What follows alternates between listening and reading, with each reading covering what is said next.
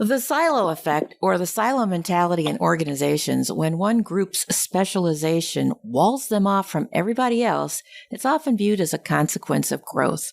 But today's guest says that the silo effect shuts out more than it shuts in, and it hurts the bottom line. And in a minute, she'll tell us more about what those costs are. This is Business Confidential Now with Hanna Hasl-Kelchner, helping you see business issues hiding in plain view that matter to your bottom line. Welcome to Business Confidential Now, the weekly podcast for smart executives, managers, and entrepreneurs looking to improve their business performance and their bottom line. I'm your host, Hanna Hasl-Kelchner. I got a super guest for you today. She's Sarah Siwak. Sarah is proof of the power of interdisciplinary experiences and how staying in one lane is rarely the best option.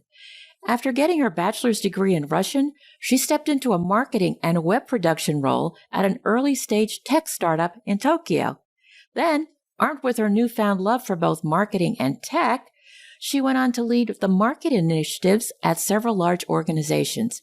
And today, she's the co-founder and chief revenue officer at Airhouse, where she's applying the lessons learned from her less-than-traditional path to power logistics solutions for emerging direct-to-consumer e-commerce brands. And along the way, she's encountered the silo effect. So I'm really curious to learn more. Welcome to Business Confidential Now, Sarah. Hi, Hannah. Lovely to be here.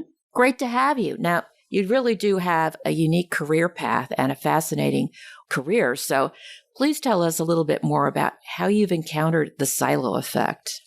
Yes. So I have spent most of my career in building B2B software, high growth B2B software. And so I've been at organizations of all different sizes.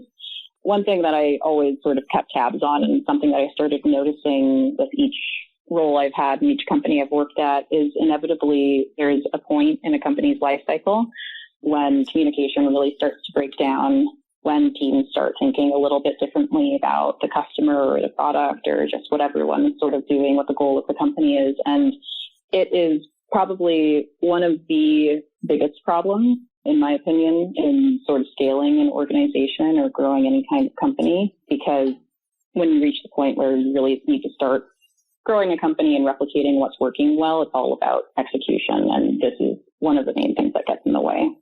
So tell me more about how it's getting in the way. I mean, it sounds like a big communication issue, but what's the fallout of not having the good communication? I mean, everybody's doing their thing. They're doing what they're supposed to. Don't the puzzle pieces just come together by themselves? That would be lovely. I think. I guess that answer is my no. My job would be easy. Yeah. I think one thing I used to believe is that silos were kind of an unfortunate accident, when I think now that they're kind of by design. And what I mean by that is I don't sit down, and I don't think a senior leader at a company or an owner of a business sits down and thinks, man, I'd really love it if no one communicated. How do I make that happen? More comes out in sort of the norms that we have around careers, the norms that we have around work, and whether or not they actually match the needs of the business. So I think about that in a few different ways, but one of the first that comes to mind is incentives. So a silo, if you're a really good employee, say I'll use marketing as an example because that's my background. It's really not my problem as a marketing manager in any kind of role to break down a silo. It becomes more of a problem for senior leaders and business owners. So there's not much incentive for me, if I want to do my job really well, to kind of go in and figure out, okay, how do we communicate across the company? The cost isn't on me. The cost goes to the organization, not to the individual. So naturally, it's kind of asking more of the employee to be able to think across all of these disciplines. It's another layer, I would say, on top of how most people talk about work. So I think if you really want to be very good at your job and contribute to the organization as a whole and think of the organization as a whole, then you might think about it a little bit differently. But just the average person, individual contributor, a silo is kind of not their problem. It might be a little annoying, but it's not expensive. So there's no real incentive, I would say, for an employee specifically to kind of break down a silo. It's more to do the things that are expected of them in their specific role, and that's usually not defined as a job responsibility. I think at the core of it, there are a few other things. So one thing I've noticed is in business, there are so many different types of businesses, so many different funding models for businesses. If you take two people who work in business broadly, they will think about their work really differently. Small business, Fortune 500 company, high growth startup. So I think one thing that contributes to silos, it's kind of a quiet one, is not really understanding the whole. So what I mean by that is if you kind of think of other professions, like medicine is a good one that I like to compare this to. If you're a doctor, let's say you're a heart surgeon, every doctor kind of needs to study all of the systems of the body. You don't just study the heart. And you understand that the goal of medicine is to kind of create a body, like to help people manage illness or to help people be healthy. But if you're hired in at any kind of business, really, at any point in your career as an engineer, say, or a marketing manager, in order to do your job just well enough, you don't actually really need to understand all of the parts of how business functions. And so I think that's why you see people who are, if you're starting a business or if you're a senior leader of a business, you have this unique vantage point where you see across all of the teams. But you can work your entire career being a very good marketer within, depending on the, part of marketing that you're working on, only focusing kind of on marketing. You don't really need to know what finance does. You don't need to know what engineering is necessarily doing.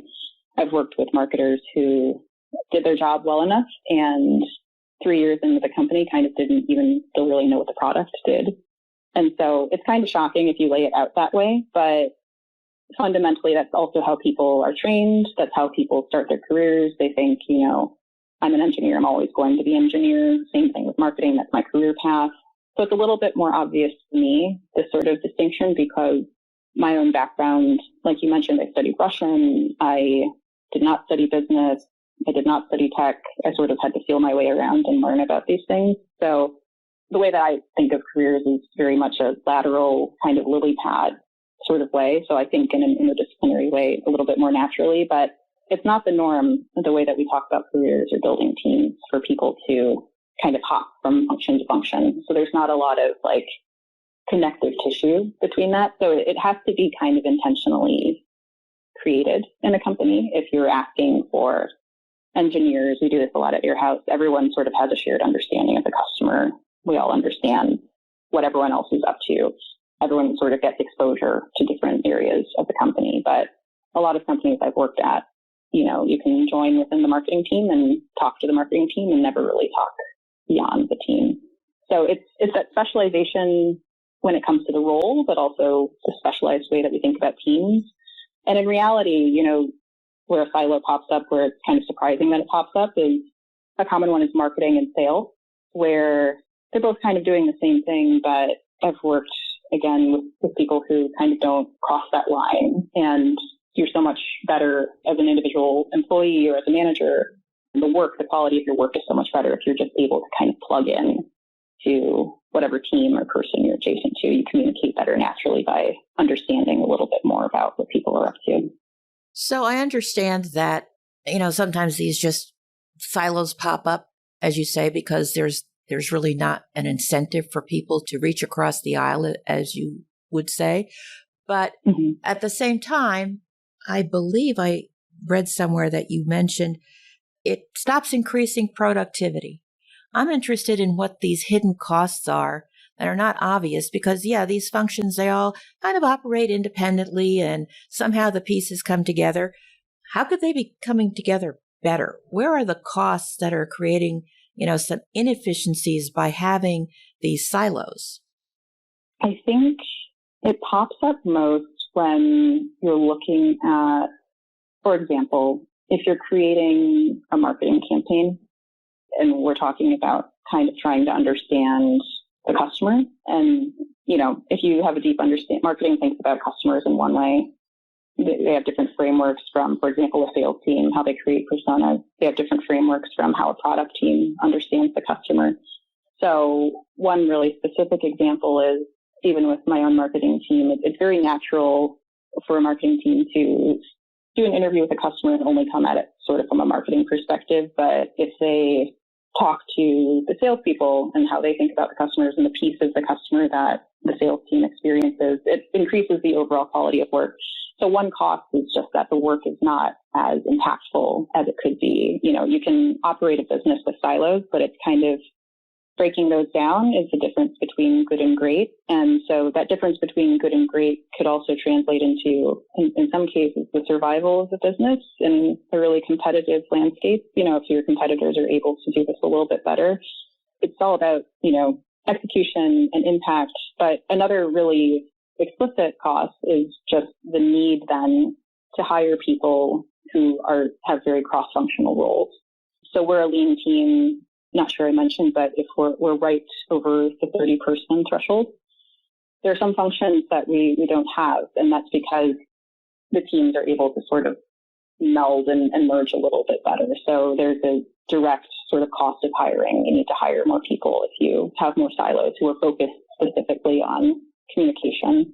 And then things just move slower. So it's like if you're baking a cake and one person knows how to operate the oven, the other person knows how to mix, the other person knows how to decorate. It's potentially faster. You can create a better result, but also potentially faster if one person just knows how to make the whole cake.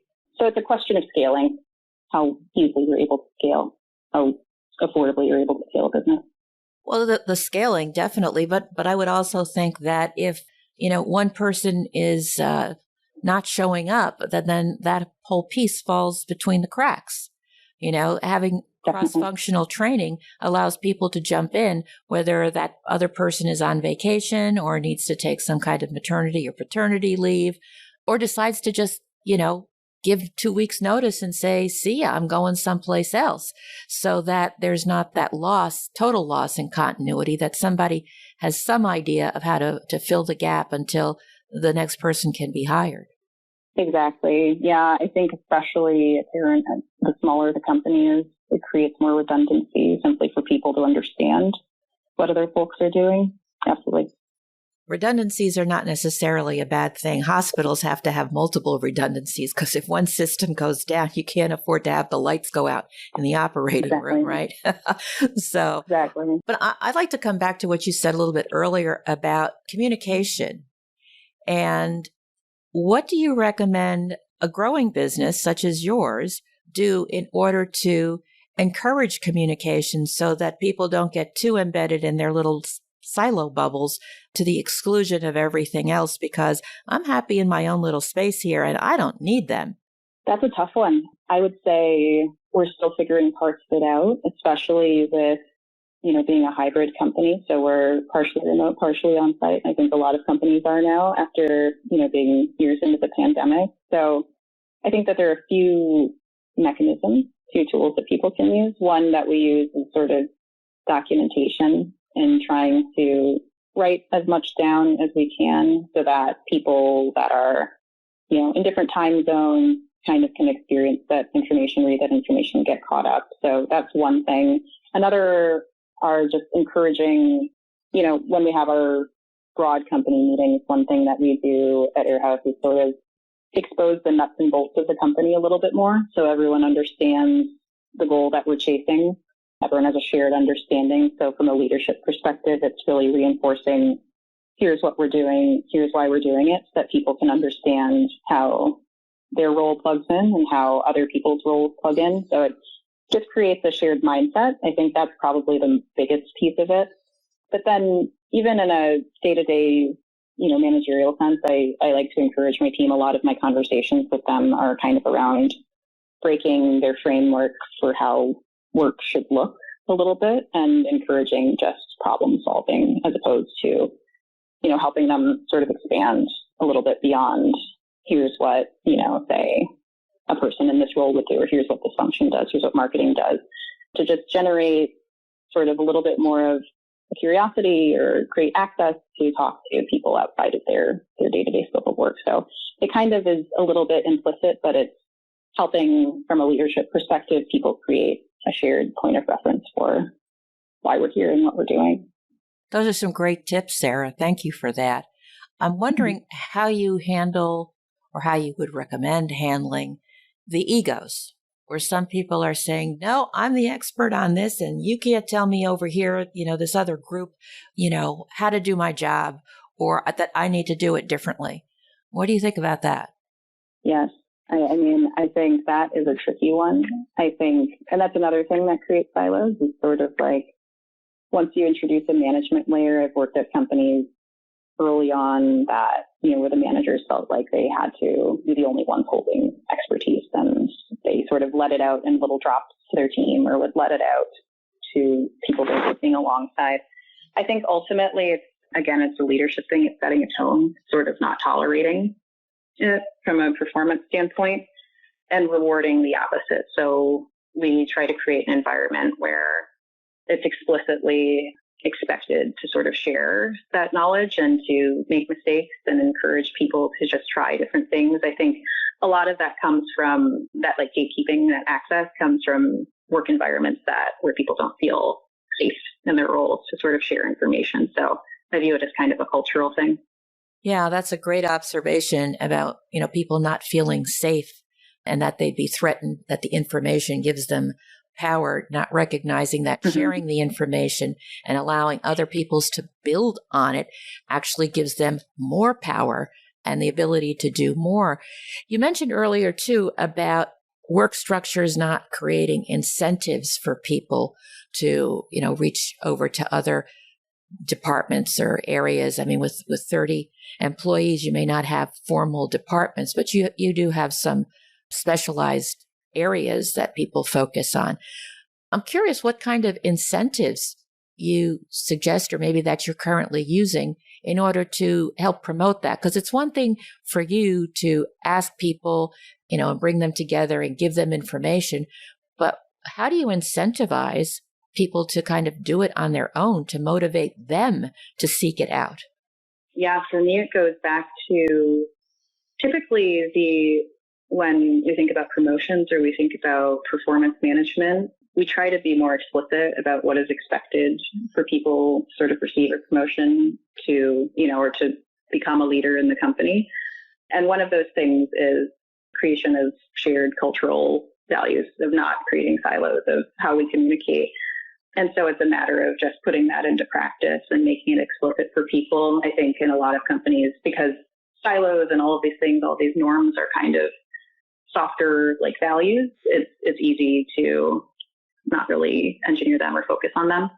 The other thing I do is I also like to make it explicit in job descriptions, actually. So when we're hiring people, some of the bullet points in an actual job description just from the outset before, like while we're still interviewing, will be, here's the expectation. So a lot of the time, again, these expectations of people around creating a company culture, creating sort of battle rhythms or ways of operating is very implicit. And when people come from a lot of different backgrounds, a lot of different types of companies and work experiences, I think it's important to just make very explicit. That's great, because otherwise they'll just bring their bad habits with them because that's the way they've always done it, right? So I think that's marvelous that you're making clear these expectations about the culture and how you want to communicate, because at the end of the day, that's really what it's all about. Sarah, we have covered a lot here when it comes to silos. And before we wrap up, I'm just wondering if there's anything else that you'd like our listeners to know about the silo effect that we haven't talked about yet. Yeah, one of the main pieces of it is, at the end of the day, I think it really just requires that we challenge how we think about work as a whole, and we don't kind of copy paste from what has been successful at another company, or, that perhaps is a competitor or another company in the past. The way that I think about work is, the ground is always moving beneath our feet. And the way that we do work now is different from the way that we did work even 2 years ago, 5 years ago, 10 years ago. So it's really challenging, or at least understanding that these things are norms that we inherit within industries and things that we can be deliberate about. So it's being aware of, if this is how we're talking about work, knowing that not everyone needs to talk about work this way, or, we don't need to necessarily have very specialized teams, or we can create it our own way. We can design it our own way. Everyone is kind of playing in a different environment, a different competitive landscape. So it's really just challenging how we think about things in general. Well said. This is great, Sarah. Thank you so much. I really appreciate your time and the effort that you're expending in shaping the culture of your organization as it's growing to be able to manage and not have the negative impacts that silos can have, so that you get the benefits of silos, not the downside. So if you're listening and you'd like to know more about Sarah Siwak and her work at Airhouse, that information, as well as a transcript of this interview, can be found in the show notes over at businessconfidentialradio.com. Thanks so much for listening. Be sure to tell your friends about the show and leave a positive review. We'll be back next Thursday with another episode of Business Confidential Now. Until then, have a great day and an even better tomorrow.